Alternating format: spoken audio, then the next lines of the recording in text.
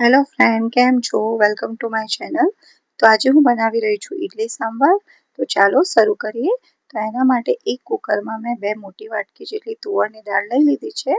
એને સારી રીતે ધોઈ અને આપણે 3 ગ્લાસ જેટલું પાણી એડ કરી અને કુકરમાં ગરમ થવા મૂકી દઈશું. થોડું ગરમ થાય પાણી એટલે આપણે એમાં વેજીટેબલ એડ કરીશું. વેજીટેબલમાં મેં ડુંગળી, ટામેટાં, રીંગણ અને દૂધી લીધી છે. અહીંયા તમે તમારી ચોઈસના કોઈ પણ વેજીટેબલ એડ કરી શકો છો અને અહીંયા સરગવો પણ એડ કરવો જરૂરી છે, પણ મારી પાસે હતો નહીં.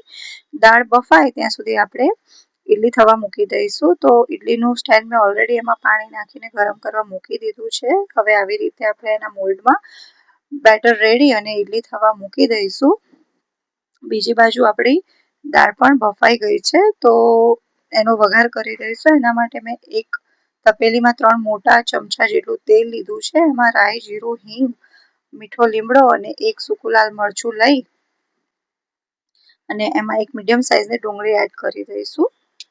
ડુંગળી થોડી સતળાય એટલે આપણે એમાં એક ટામેટું એડ કરી દઈશું. એને ઢાંકીને થોડી વાર ચડવા દઈશું.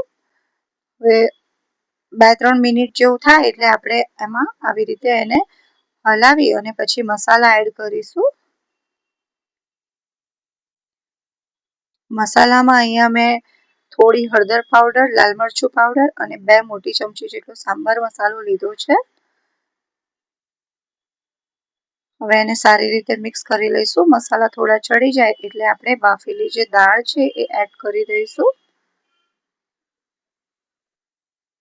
અને દાળને સારી રીતે મિક્સ કરી લઈશું. હવે એમાં મેં થોડી આંબલીનું પાણી અને સરગવાનો પાવડર હતો એને ઉકાળીને એનું પાણી ગાળી લીધું છે, એ એડ કર્યું છે. જો તમારી પાસે સરગવો ના હોય અને સરગવાનો પાવડર હોય તો એનાથી પણ સાંભાર બહુ સરસ એવો બનતો હોય છે. તો તૈયાર છે આપણો સાંભાર અને આ બીજી બાજુ મારી ઇડલી પણ રેડી થઈ ગઈ છે. તો એને પણ આવી રીતે કાઢી મોલ્ડમાંથી અને સર્વ કરીશું.